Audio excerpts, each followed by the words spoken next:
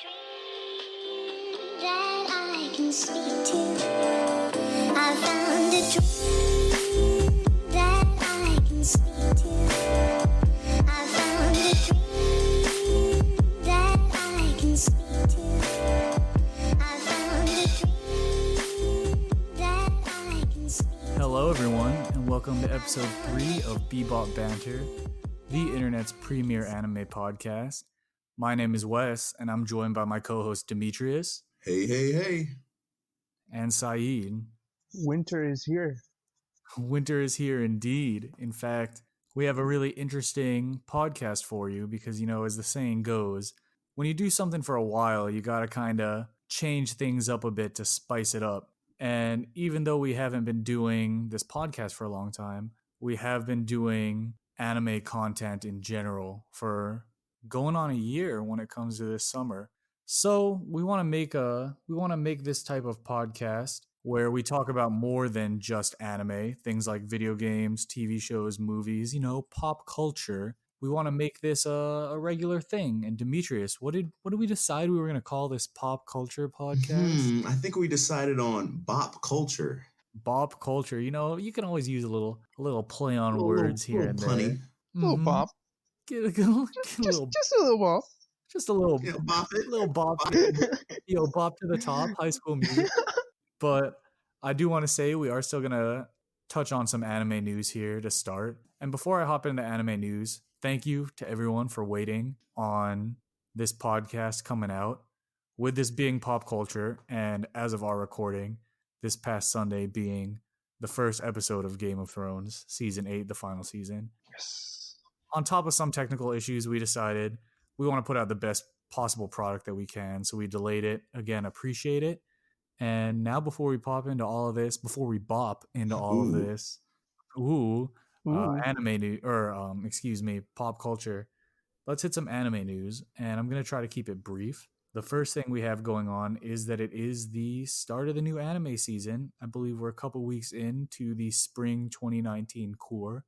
You got some big shows like One Punch Man Season 2, Attack on Titan Season 3, which is actually not on Crunchyroll this Really? year. It's on Funimation only, yeah, because of the Crunchyroll Funimation split. You have other things like the Kimetsu no Yaiba or Demon Slayer adaptation, and I know Demetrius's beloved Fruits Let's go, Basket Toru. has that new adaptation that is on Crunchyroll. So once 3 episodes are out of most of the shows that we have access to, we will be posting our 3-episode rule article about what we're watching, what we feel like you can backlog, and why. I think the one thing there's just a couple shows that are catching steam that I've actually heard you talk about, Wes, a little bit. I'm kind of excited for. I think you talked about a manga called Fire Force. Yep. And I'm starting to see some of the trailers flow through, and I think that'll be an interesting watch at the very least. Yeah, for all the people that like Soul Eater, I read the manga for a bit, and while I don't read it as actively now, I did have some fun with it. So it looks good. It looks really, really well done. So yeah, definitely excited for things coming. What are you guys watching? Let's get a little listener interaction if we can. So on our Instagram, Twitter, email, Facebook, hit us up with what you're interested in the spring season. And just one final piece of anime news. Mirai by Mamoru Hisoda, who is my favorite anime director, came out on Blu-ray last week. If you like movies like Boy and the Beast, Summer Wars, Wolf Children, and as a huge fan, I am willing to concede that maybe people have overrated The Girl Who Leapt Through Time a bit. A hot take. Hot but take. Probably the truth. Yeah, I will have to say that. If you're a fan of anime movies by him, if you've seen the other ones, or just an anime movie about what it means to be a sibling, what it means to grow as a parent, as an individual, understanding where you're coming from and how your family kind of influences where you're going. Super emotional. Not ashamed to say that I cried a bit towards the end. I had those manly tears flowing a tad bit. Nothing wrong with crying. Nothing wrong with it. Nothing wrong with it. Some mandem, Definitely check Mirai out. It's out on Blu-ray. It's not out in theaters anymore, and you know us, we're always advocating legitimate sources of anime. So if you have a buddy who has it on Blu-ray, or if it's something that you might want to buy yourself, go out, pick it up, support the industry, check it out. And Hmm. that seems to be all the anime news. So let's get into this Bop Culture Hmm. podcast. And the first section we're gonna do, I'm gonna keep talking for a little bit, but I know Saeed actually has some thoughts on some of the things. This first topic in the video game section is Hmm. Nintendo Labo VR has come out. The Uh, imagination box. the Imagination Box, Nintendo's first foray into virtual reality, which has actually been selling out everywhere. I saw it was sold out on Amazon in the US, which surprised me. $40 will get you the basic VR kit that comes with the goggles and this Wait, gun attachment that wait. you use. It's only $40. Yeah, it's only $40 for. No wonder it's selling out. It's $40 for the VR goggles and the blaster. And Saeed, how did you describe the game? Because you were at my house over the weekend. Yeah. I was over at Wes's house and I tried it out. I had no expectations going in, but I liked it a lot. It really reminded me, if you guys have been to Disneyland or Disney World, that one Toy Story ride where you shoot the things. Very similar to that. Yeah, but it's some sort of it's an on rails game.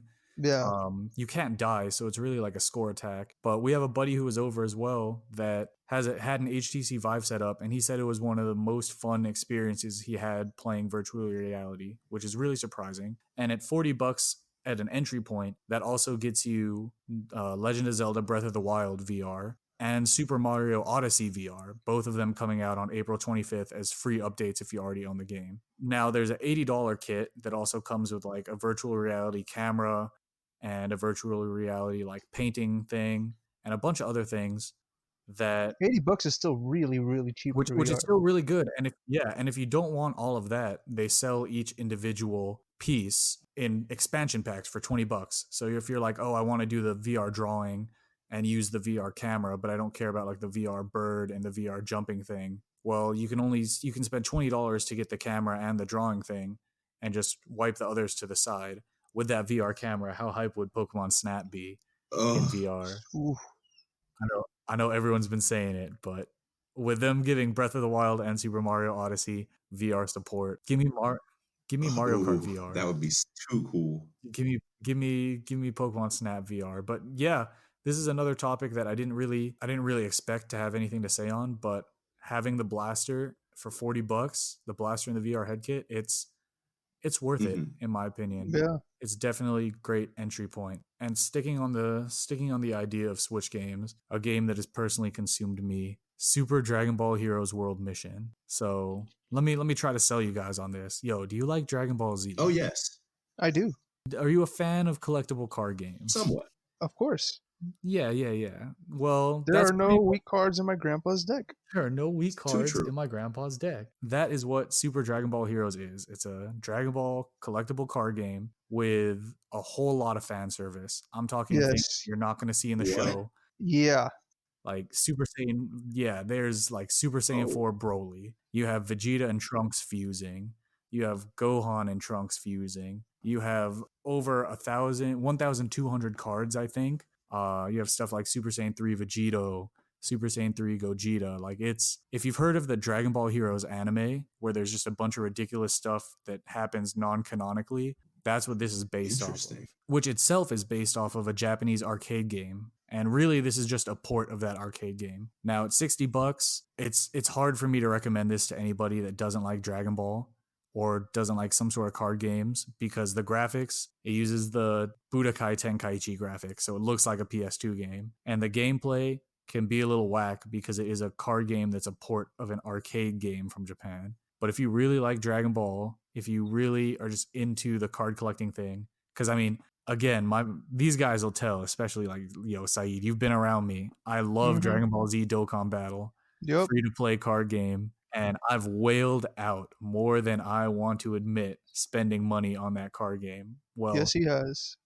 well, here's $60, and it gets you What? Oh, okay. it gives you access. It gives you access. Oh, if you said what to thinking I spent $60, my boy, I've spent way more than Yeah, that. I know. I was like, I don't even want to know. $60 it'll give you access to over 1,200 cards. Not immediately. You get them from kind of one of those gachapon machines. After every battle, you get tickets to get these cards. So there is a random.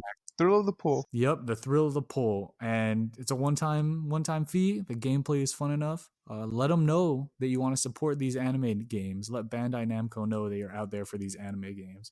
It's out on Switch and PC. But there is a bigger game that we're going to close out this gaming section with. And I know, Demetrius, you have some thoughts on this game. Oh boy, do I have thoughts on this. So I'm going to pass the mic over to you. I'm going to pick my mic up and place it across the country onto your table. Okay. So that you can tell us what we got going on. It almost, it's like, it almost sounds like you're trying to put your heart where I can reach it. Oh. But anyway, Kingdom Hearts 3, as you all know, if you're fans, came out at the end of January. And of course, it's taken many people some time to finish it. Sometimes it didn't take any time at all. And I haven't finished it. Yeah, so we're going to keep this as spoiler-free as possible. But, hot take, my opinion of Kingdom Hearts 3 as a fan who's played since the beginning and most every single game that has come out, it was kind of underwhelming. And I only say that because based on the mechanics, the combat, and the story, if I culminate all those factors into one, this game was weaker than a lot of the other ones that it has, or the franchise has put out. Couple other things to note in the game. They completely got rid of every single Final Fantasy character that has been in at least the mainstays, Kingdom Hearts 1, Kingdom Hearts 2. So they completely were gone. I think this is the game with the fewest Disney bosses. You fight, you do fight Heartless, you do fight Nobodies. You even get a crack at some Unversed, but this game has the fewest Disney bosses, and guess what you're doing for a small loan of 20 hours? You are in Disney World, so it kind of just doesn't make sense. Actually, something that I was thinking about that I don't really like about the game is, first of all, Kingdom Hearts 2 is my personal favorite game. It brought the most innovation, reaction commands, and just felt impactful to me. But Kingdom Hearts 3 doesn't do that. You're slammed into these worlds where you have to beat the entire world basically in one go. So you're forced into a story that's 2 to 3 hours long that can be it can drag at certain points versus just comparing it to like Kingdom Hearts 2 versus it was split and you had to bounce around from the world. So it kind of felt like you didn't know what to expect versus this one, you have to just drag through 2 to 3 hours of recycled content where it kind of feels awkward, where Sora, Donald, and Goofy are kind of just like Photoshop into scenes from movies. Mm-hmm. Yeah, what was it in Frozen? The whole they recreate the whole Let It Go scene from the movie, and Sora, Donald, and Goofy are just kind of in the background the whole time, just watching. Yeah, they're like, "Wow, look, is that Elsa?" It's like, okay, I appreciate the commentary. It's cool to see you there, but most everybody has seen Frozen by now, so this is kind of beating a dead horse to me. Yeah, so would it be fair to say that the storytelling is definitely lacking? The storytelling is where it suffers the most. And without getting into spoilers, the storytelling is, how do I put this? The critical piece you really want to get to for the Kingdom Hearts, basically the culmination, everything these games have been talking about, isn't until the end. And to me, that's the meat of the game. That's where you really want to be. That's where you want to spend your time. That's what you want to see. And you don't get that for, like I said, about 20 hours. So to me, honestly, the first 20 hours feel like filler. And Kingdom Hearts 2.9. What a troll, yo. Biggest troll. And how about those fetch quests, dude? How about those fetch quests? Fetch quests were just insane. There's just pieces that feel odd. There's things I would have liked to have seen from the game, but I don't want to say anything I don't want to say anything that would hinder Wes's experience. Much appreciated. But there's so many different things they could have done. And that's not to discredit what they did do. They did a great job with combat. They did a great job with giving you options for your combat. You get a lot of options, even though sometimes it can feel a little forced. The graphics are beautiful. just gorgeous. It is really good looking. There's no other way I would have ever had it. I mean, last thought is I think the graphics and style of the 100 Acre Wood is kind of slept on. That's something I Mhm. actually could have. I personally wouldn't have minded some more of the worlds looked a little bit more like that. Yeah, I'll agree. Overall, it's underwhelming, but that doesn't mean it's a bad game. So if you're a fan of the game, like I am, and you want to fight the light and the darkness, and you're tired of seeing Xehanort's bald head, I definitely say you should pick this game up and see the conclusion of the Xehanort saga. Yeah, it was 13 years in the making, which I think adds to it feeling a little underwhelming. 100%. But before we get out of the game section, there is a gaming franchise, keeping this short, that is getting a new entry after a long hiatus. Not 13 years, but that Borderlands series, Borderlands 3, was announced a little while ago. And Watch out for those psychos. watch out for them. Demetrius, I know you and I, this game was really impactful to us for different reasons growing up, going through high school. So Yeah. let's fingers crossed that it doesn't suffer the same fate as Kingdom Hearts 3 did, with having this long production time be kind of overhyping the game. I really want to move on from Kingdom Hearts 3, but I love the game so much. I love the franchise so much that Yeah. I just can't let it go, because the storytelling, like we said, it just kind of backed itself into a corner.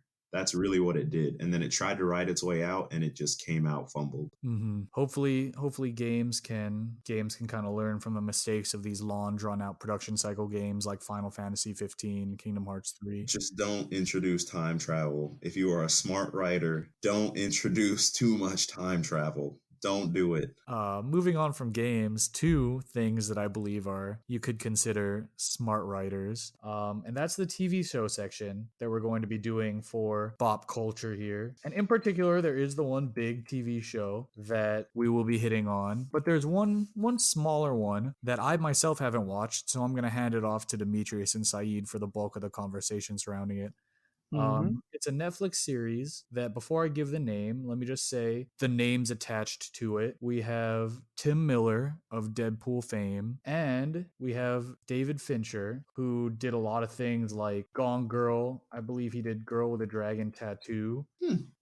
Fight Club, Zodiac, Seven. So it's some huge names. So Impressive resumes. Impressive resumes behind it. So guys, tell me, how did these two juggernauts, these great minds, come together? So the show is on Netflix, like Wes said. It's a Netflix original. It's called Love, Death, and Robots. Mm-hmm. The show is an animated show, and I went into it not knowing anything about it. I just heard from Demetrius that he liked it a lot, like a lot. I was like, okay, I'll give it a shot. I started watching it, and my mind, I couldn't process what I was watching because most of it was in CG, and it's like by far the best CG I ever saw in anything, any TV show, any video game, or anything like that. The CG in it was really good for an animated product. Yeah, and I think the CG is so good that at certain points you it takes you like the first 10 seconds or so to say, okay, is this real people? Yeah. And it takes you a second to see them actually moving and say, okay, this is actually CG. Yeah. But it's an episodic series. There's 18 episodes total, and they range anywhere from like 6 minutes all the way up to, I think, 18 minutes is around the longest. Yeah, just about. So it's really easy to digest, fun to watch. And the episodes have different animation styles too. It's not all just CGI. There's a lot of hand-drawn stuff as well. Mm-hmm. It's really unique. Yeah. I think default language is English, and it's definitely an SFW. So yeah, it's if you think you found like a good family show to watch and sit down, pump the brakes. Definitely pump the brakes there, because it can get pretty raunchy sometimes. Yeah. Or just graphic and violent. So definitely keep that in mind. Some of the episodes have some really good themes behind them. Very interesting concepts, and just really good voice acting, actually. I don't think I mentioned that, but the acting and emotion that is kind of put into the show definitely makes me excited for like a season 2 or just a reappearance. Yeah, some of the episodes wanted me to I wished some of the episodes were actual shows, if you know what I mean. What are some of your favorites, Saeed? Because like I said, there's 18, but oh yeah, the ones there are like 3 or 4 that stick in my head, that got stuck in my head. First one I can think of was the werewolf one. Shapeshifters. Yes, that one was really good. And then the one where it was like a cyberpunk Asianish themed one with like a fox. Good hunting. Yeah, Yeah. that one was really, really good. And oh, the one with the Russians and like the weird creatures coming. Yeah. That was You know what I'm talking about? Blind Spot. Blind Spot. Yo, Demetrius has these episode names. Yo, yeah, and I mean that's just to me that's how much I enjoyed the show. Like if I liked the episode, I would just remember like, okay, this was a good one. A couple other notable ones was Three Robots. That was a pretty funny one. Oh yeah.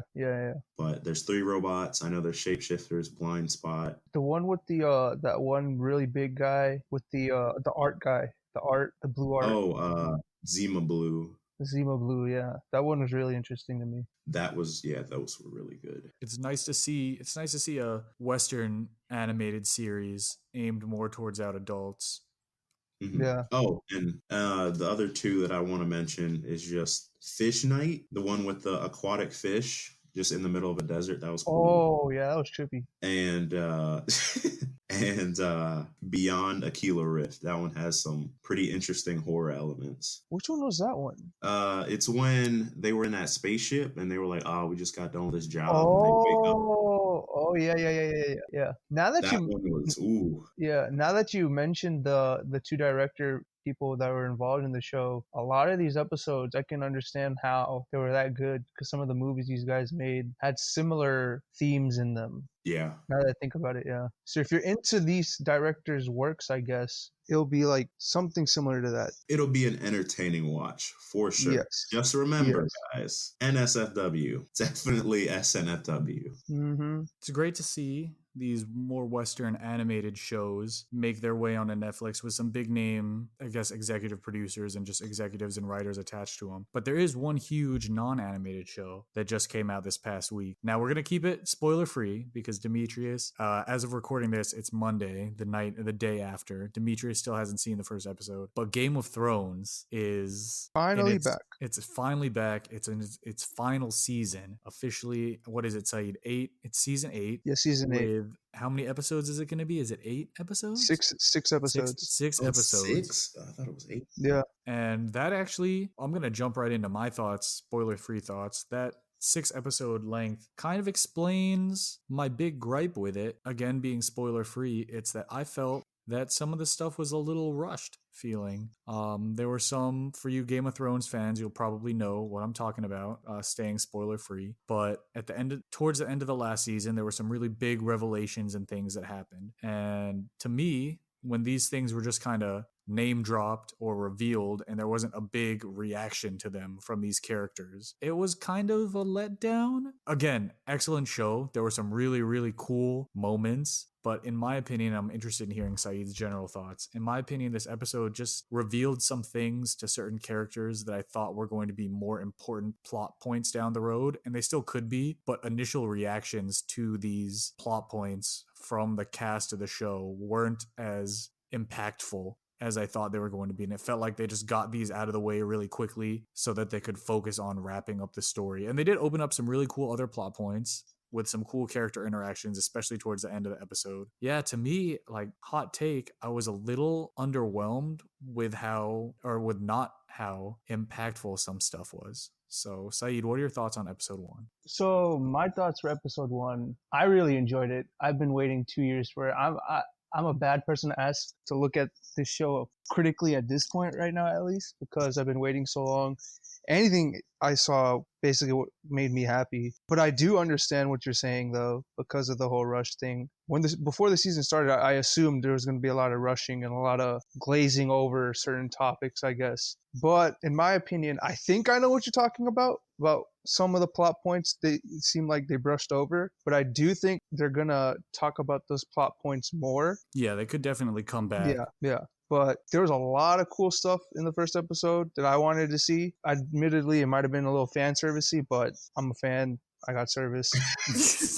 Lots of relief on my end. They might say you got relieved, Yes. dog. And just a quick side note, the reason Saeed is laughing, and this has nothing to do with Game of Thrones, but I guess technically it does have something to do with the show. If you have time and you like documentaries, if you like some crazy true crime crackhead documentaries, go on Netflix and watch this thing called Abducted in Plain Sight. It's an hour and a half long documentary about this girl named Record Jan. yourself. Record your reactions, because it's this documentary about this girl named Jan who was abducted by their neighbor who was obsessed. And she was, I think, 12 at the time, and he was in his 30s, and he was obsessed with her. And I really don't want to say more, because I sat Saeed and our other friend down and was like, yo, you're not going to believe how whack this is.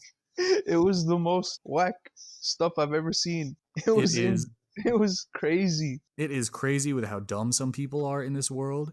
It is crazy with how insanely clever, if you even want to call that, some people are with scheming certain things.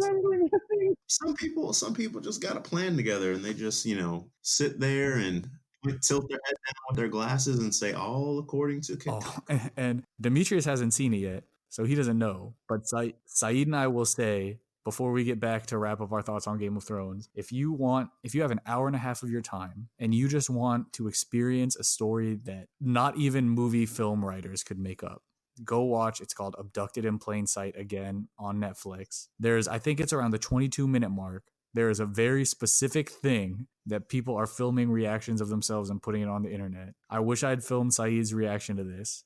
Just go watch it. It was so wild. I couldn't believe it. Go watch it. So wild. I guess that's gonna go on my weekend watch list. 100%. But back to the weekend watch list. Game of Thrones on Sunday, again, episode 2. Mm-hmm.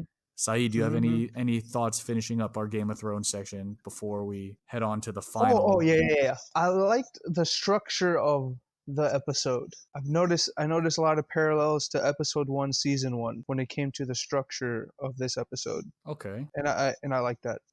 All right then. So hopefully we'll do another Bop Culture soon to be able to give these updates on Game of Thrones, on our thoughts. But as hyped up as Game of Thrones is and was and forever will be, there's something coming out next week, as of we're recording this podcast, that could be just as hyped up, if not more hyped up. So let's move on to the movies section of Bop Culture, or should I say movie section? Because for all the things coming out this month, like Hellboy, like I can't even remember what other movies are coming out in April, because we have Avengers Endgame coming out. Oh, yes. We have an experience that I've seen people describe as our generation's Star Wars, the culmination of that franchise almost, the leading into a new era of the Marvel Cinematic Universe beyond, even further beyond than what we already know. There's no way. He can't do that. He can't go. This is to go even further beyond. Never forget those words.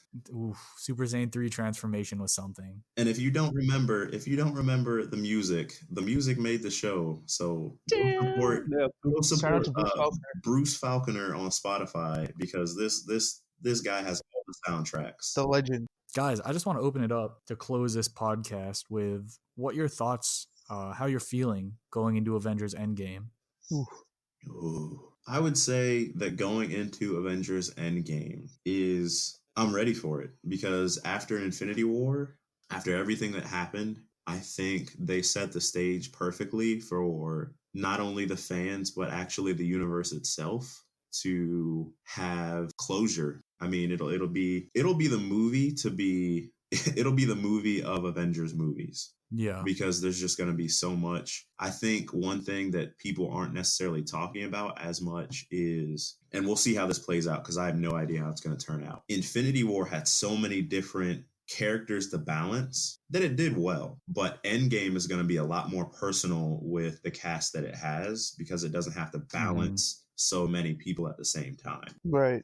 And they've been really pushing that home. I don't know if you guys saw, I'm not sure entirely what press event it was, but they did kind of a panel, and they had an empty chair for each of the members in Infinity War that had died. Oh, wow. And it was just the original cast that was there. So they've been really hammering home that it's more personal. And to me, that's how this is feeling. Like, we've grown up with this. I remember seeing the original Avengers, Demetrius, back in high school with you. 2012. Way back. 7 years ago. Shout out to the class of 2012. Yeah. Shout out to the Forest Park Bruins, class of 2012. What's good, but blue and green. But yeah, it's been a long time coming. The Bryuns.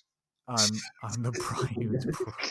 what even is a Bruin? But no, I'm excited. I'm nervous. I'm sad. I'm all these emotions wrapped up. I know before I pass it to Saeed for his thoughts, Saeed and I got our tickets. Oh, yeah. People don't pay these thousands of dollars to get a ticket on opening night anymore. And like we got our tickets regular price on Friday. I know there's still tickets available, but I've seen people pay like $15K. If you do want to pay thousands of dollars, I have 2 extra tickets.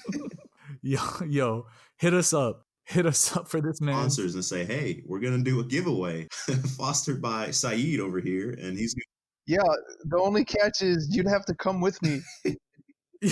Yo, don't open that up. Don't open that up. Oh, yeah. To people coming to see you. No.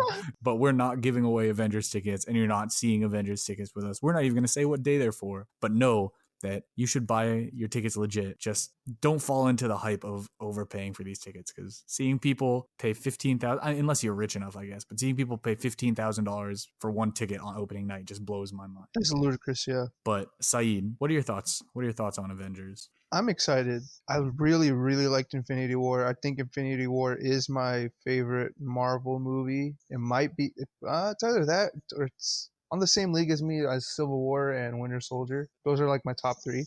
And if Endgame is as good, or even if it's a little bit worse than Infinity War, I'll be happy. Mm-hmm. I'll be happy. I feel like I have faith. I think they're going to do it right. I hope they do it right. I still don't know how they're going to do it. Yeah, I really hope. But I have faith. I really hope they do it okay, because, you know, the first Avengers was great, and then we had Age of Ultron, which was meh. And now we had Infinity War, which was great. So let's not keep the pattern going of a little dip, and let's have this 3-hour, 2-minute. Am I right with the length on this? Yes, 3 hours and 2 minutes. Yo, go to the bathroom first, ladies and gentlemen. Go to Oh, the yeah. bathroom first. Wear a diaper into the theater. Where depends. Go on an empty stomach, eat after the movie. There you go. Talk about it with friends, because we're probably going to hit a McDonald's afterwards like we normally do. Oh, yeah. But yeah, Endgame, it's going to be huge. We're all super excited for it. Someone's gonna die, Or multiple people are going to die. Ooh. which is also possible.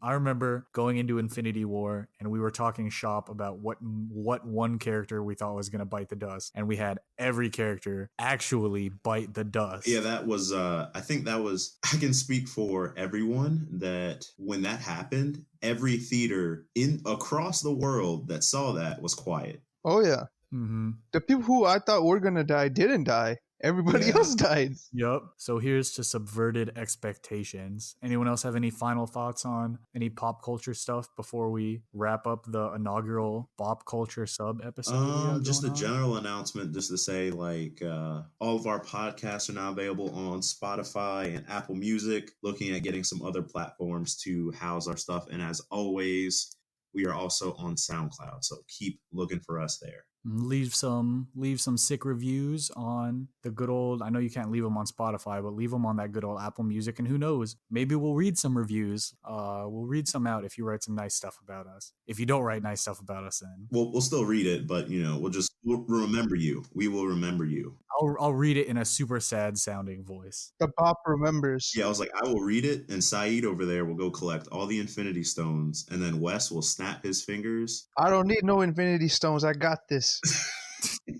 Yo, he already has one jewel, bro. Hashtag Vape Nation. Yes.